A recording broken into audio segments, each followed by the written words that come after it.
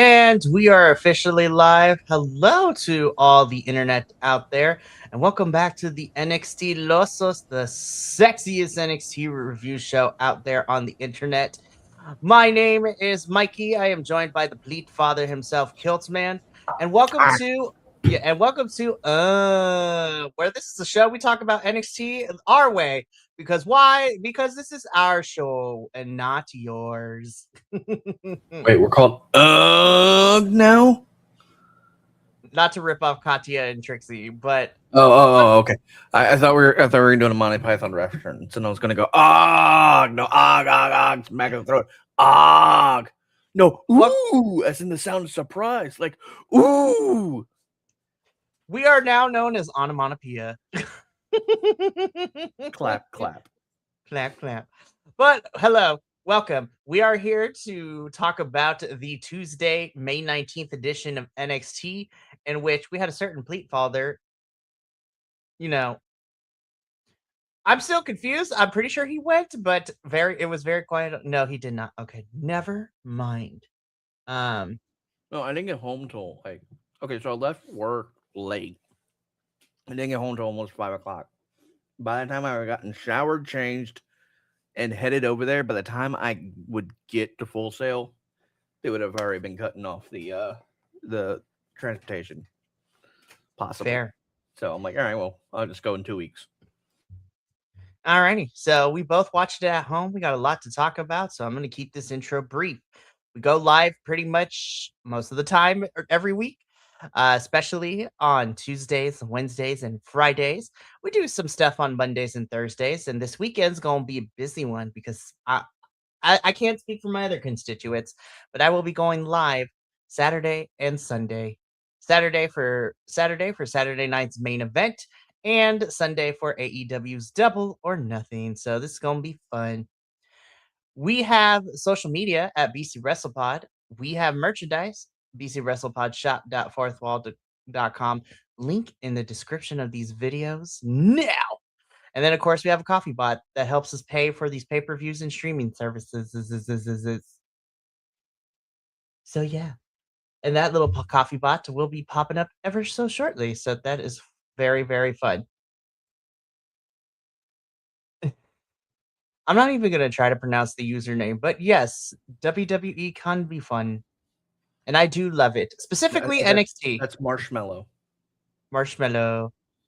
Hello, My brain Marshmallow hurts. today. Welcome. Yes, we like WWE. We love NXT. Oops, all right. Which is all good. So let's just jump into it because we got a lot to talk about. I miss Jeff Hardy. Me too. I don't, because I get to see him every Friday when I cover TNA. Okay, fine. Rub it in our faces, why not? I will. Anyways, let's get this going because this was a really fun show. I really did like this, and I think now we officially established you'd be like, okay, these are the new crop of NXT stars that are going to be carrying us for the foreseeable future, and I'm okay with that. So let's just jump into everything, shall we? So again, we are covering the Tuesday, May 19th edition of NXT, and we kick things off with our tag team match. So we have our NXT champion and men and our men's NXT North American champion, Miles Bourne and Tony D'Angelo, taking on the team of Cam Hendricks, who has recently just been, I'm assuming, called up from Evolve. And of course, our new signing as of last week, Mr. Mason Rook. I almost called him Will Cruz. That's not his name here in NXT. So I got to make the switch, which I will. So I was very excited to see. I was excited to see this match on paper. I was anticipating it. I wasn't expecting it to open the show, but I wasn't going to complain. I did like this. Of course, Tony and Miles are really good. They're champions for a reason. Of course, I'm a big fan of Mason Rook, as I've always been. So, yeah. So, yes, Kilt. Okay, so Marshmallow brings up a funny point. forgot his name again. Why does the first guy look like LaMelo Ball? Yeah. And I had to Google LaMelo Ball. I'm like, oh, that's hilarious. I knew what they were referencing, and I was like, he does. Cam Hendricks does look like LaMelo Ball. It's hilarious. So again, I really like this match. Now, very interesting in terms of the finish because Tavion comes out and Tavion has some beef with people, and Tavion inadvertently cost Tony and Miles the match. Not inadvertently.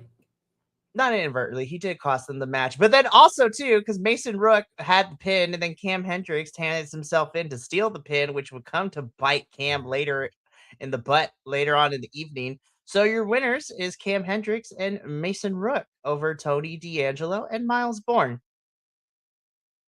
Yup. Yeah.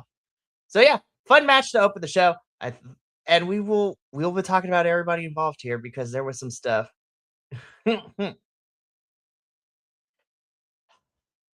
Let's keep this going. Yes, because I want to say something about Tavion and later. Because I have an idea of a thought. Because this was interesting. Yo, Dion looked like he'd be plotting here, and I think this is where he makes the decision of whatever. Fast forwarding to our main event, I think this is where he makes the decision that should they not win, he's got a plan. But Dark State are talking about how they're going to get these NXT tag titles back. And for a moment, I was rooting for you boys. All right. So because we are going to be talking about AAA soon, I love Mr. Iguana. In 2 weeks. I'm so excited. In 2 weeks, we will be covering AAA here at BC WrestlePod. And we will be starting with Las Grandes de Noches, which is really, really fun. And then also you will see me because MLW decided to announce, hey, they're bringing back their weekly shows on Saturdays. So I'm like, well, let's see what we can do about that. But me personally, Mr. Iguana is fantastic, but I'm a big Psycho Clown person. And I'm very interested in what's going on with them as the tag champs with Psycho Clown and Pagano and the War Raiders and just everybody involved down there. So good stuff for sure. But yeah, Dark State here, they talk about how they go get this titles back. And it is at this point that Dion Lennox made a decision that he was going to do something about it should they not win. Spoiler alert, they do not, and they do something, which we'll talk about a little bit later. But after this backstage segment, we get an in-ring segment. Kalani girl, I love you. I truly do. But I am tired of this whiny character. Be like, woe is me. Like, I'm better than everybody. I should be getting these title shots. And I get it. This segment is here to exist because Lola has lots of challengers coming her way. Of course, she has Kalani, she has Kendall Gray, she got Izzy Dame. My favorite part is when Ren Sinclair was just like, you thought, and just jump Kalani, which I loved. But I was just like, okay, it sets up, future challengers and continuing storylines. But I was like, it was fine. Oh, so someone made a comment while I was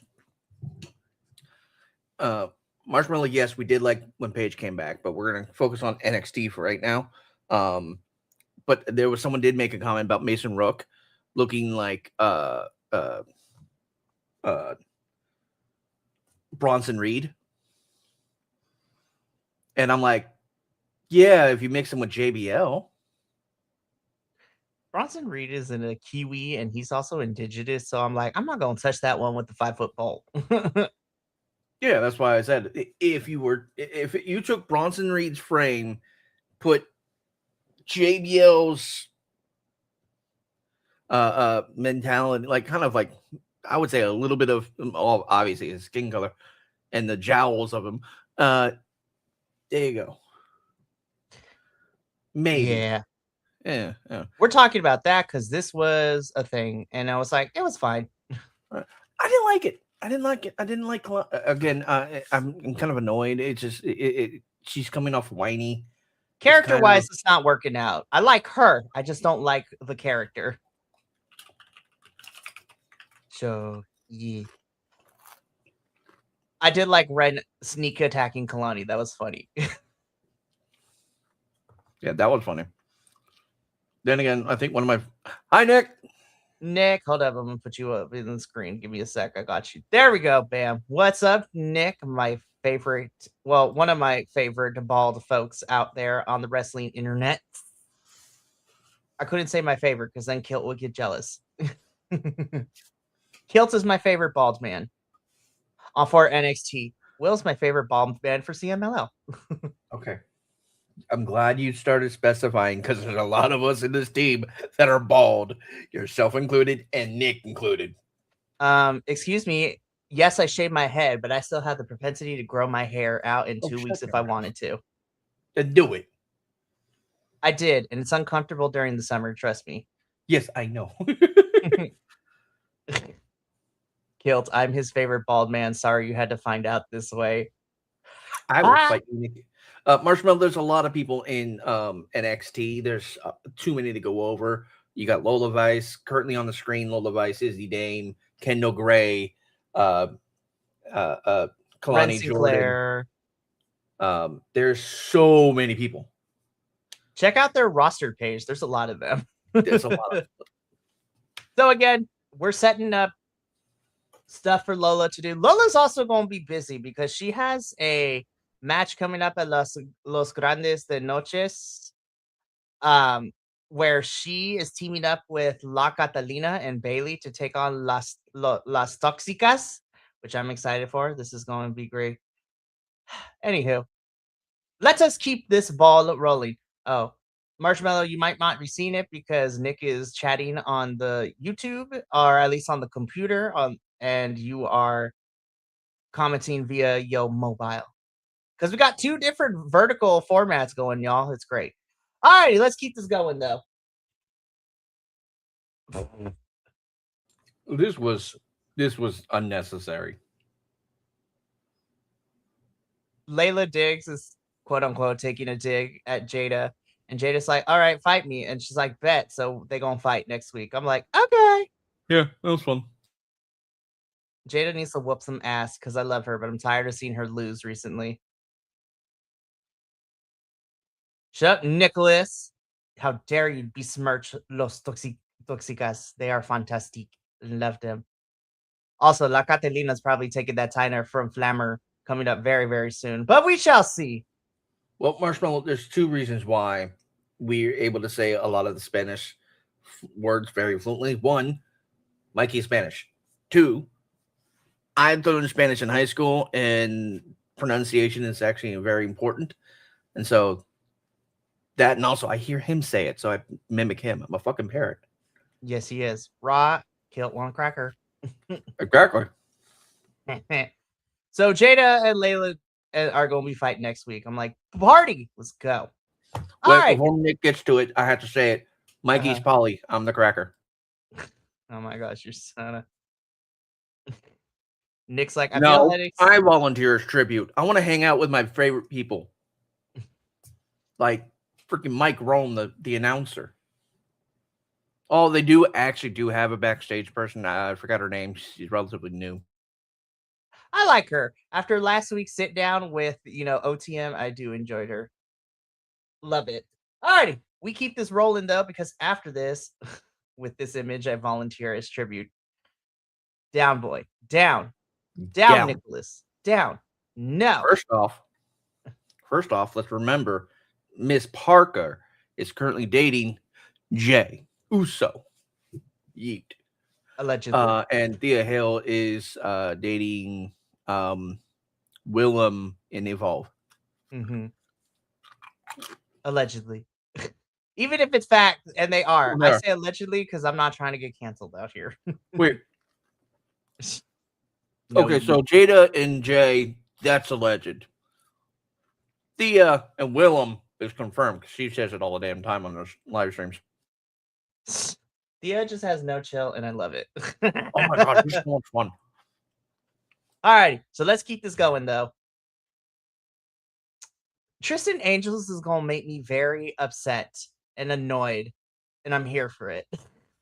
He is frustratingly annoying. And to answer Marshmallow's question, yes, we do have a dog. His name's Nick Teodoro. Wow. That's crazy. So this was a fun enough match between Tristan and I want to say Romeo Moreno, but that's not it. It's not Romeo, it's Romero. I was like, just call him Romeo. Formerly known as Zozaya from Spain. So very interesting. And honestly, I'm kind of here if Tristan feuds with Noam Dar of all people. So this is gonna be good. Is he the new NXT Kit Wilson? No, Um he oh wants to be so bad, but no. guys, not every flamboyant British person is trying to come from Pretty Deadly's gig. Okay, it's not their fault. So this was a fine enough match between Tristan and I'm gonna call him Romeo. I don't care.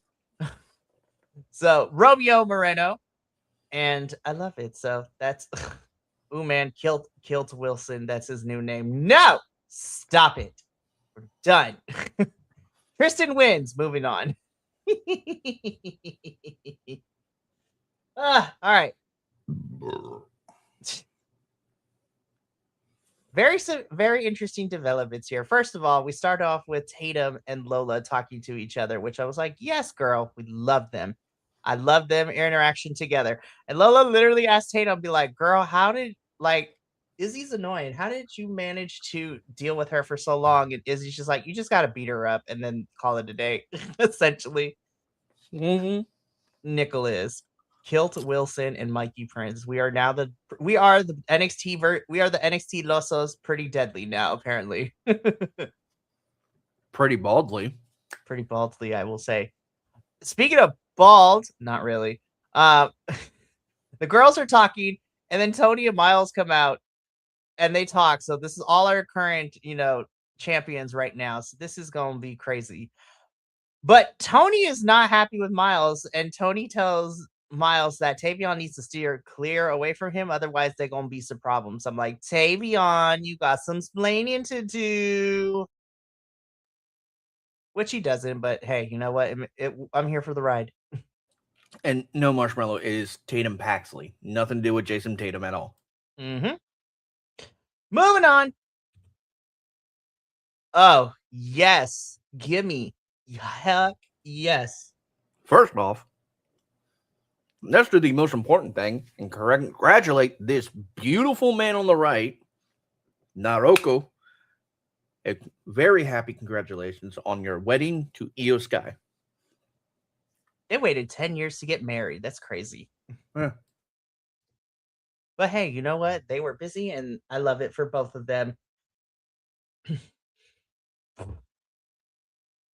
It's because the hair is up. That's yeah, why. The only that is reason why. the hair is up.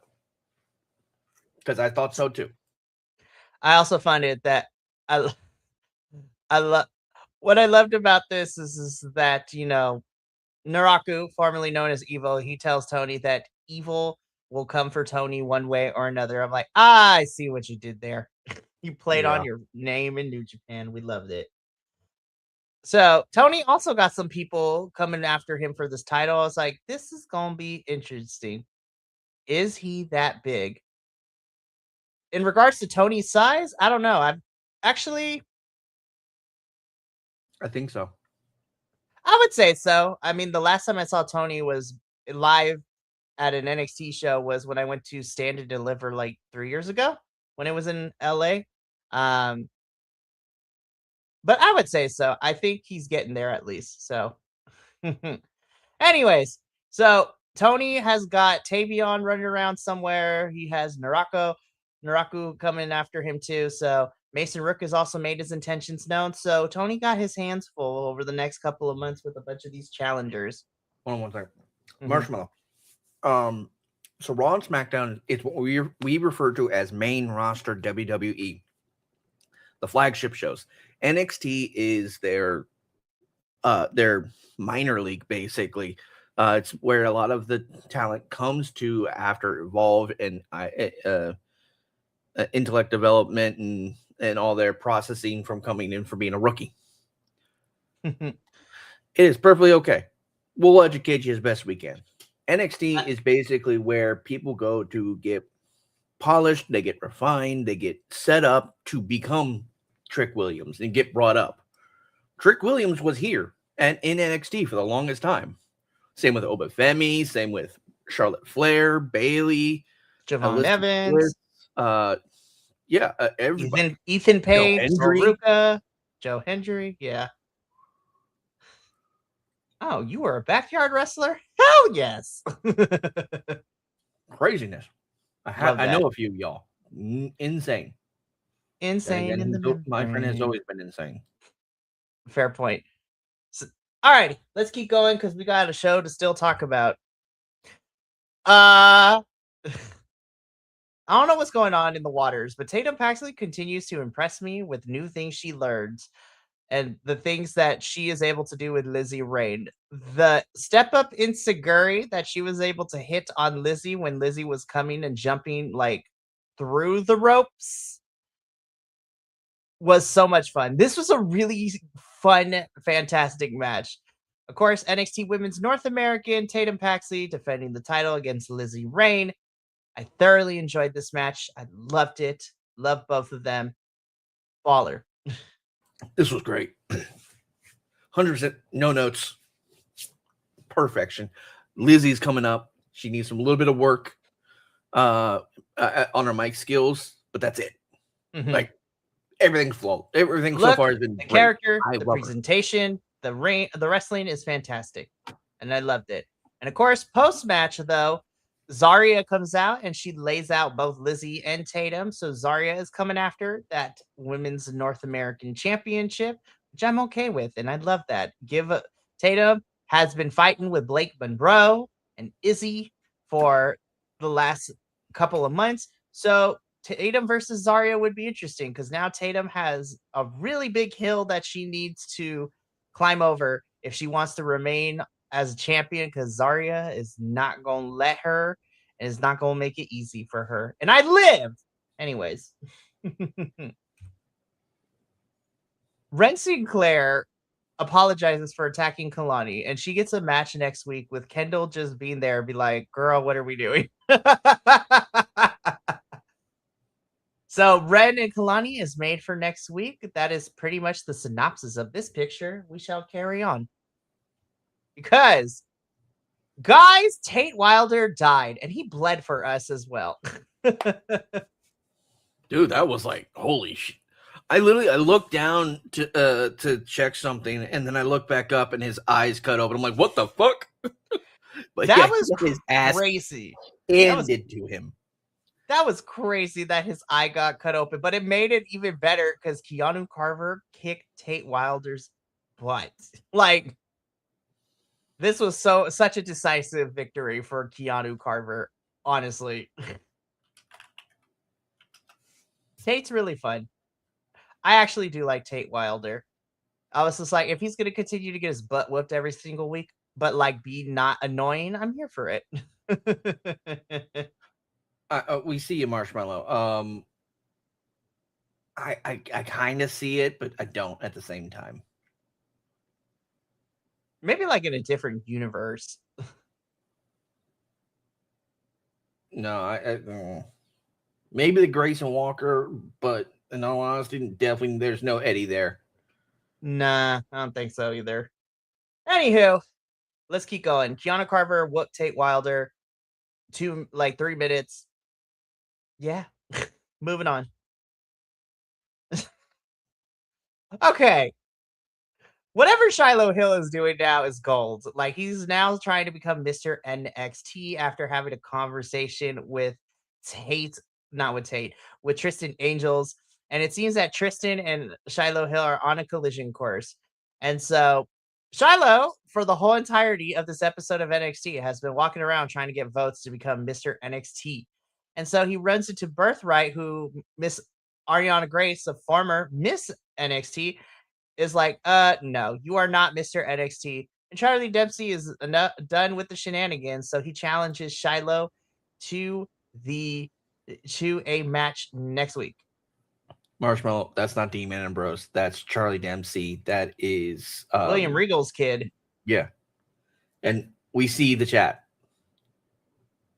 We'll respond as soon as we can. It's just we want to get through some of our bits and what we have to say first, and then we'll kind of roll it out. So just please please have some patience. Please and thank you. Anyways, so Shiloh and Charlie Dempsey is set for next week. And once we come back from backstage area, we get to the in-ring where Cam Hendricks talks his smack. So LaMelo Ball 2.0 comes out and he talks about how it was imperative and he got the decisive victory. Downplays Mason Rook because technically Mason won this match for them. It's just Cam got in the ring and, decided to be selfish. And so Mason Rook just destroyed Cam, and I'm like, baller, love that, fantastic. Cam's gonna be annoying, but like in the best way possible. And Mason Rook is cool. I like Mason Rook. He's cool. Alrighty. Next week, we have a bunch of stuff scheduled because that's the way that the world works here. So Lola Vice will be defending her NXT Women's Championship next week against Izzy Dame. We're getting Ren Sinclair versus Kalani Jordan. And then, even though it wasn't too big of a segment, we are getting another men's speed championship tournament to determine who will be facing Lexis King for the WWE Men's Speed Championship. And so our first match is going to be Super Sean Legacy versus Mr. Dorian Von Dukes. Which, Dorian, I love you. Plus, sir, did we lose our shirt? Like, what happened? I was like, he just showed up. I was like, where is your shirt, bro? During that segment with Super Sean Legacy. Also, it's funny that Dorian can speak English and French and all kinds of other languages. It is a lot of fun. But we're getting Sean Legacy and Dorian Von Dukes next week. Should be a fun show. Looking forward to that match and everything else we got scheduled. Now, listen, I've said this on multiple occasions. The Vanity Project boys annoy the crap out of me in terms of their character. But hot damn, this was a really good main event. I really love this match. I was like, oh my God, tag team divisions. I love you. This is a really fun tag team championship match.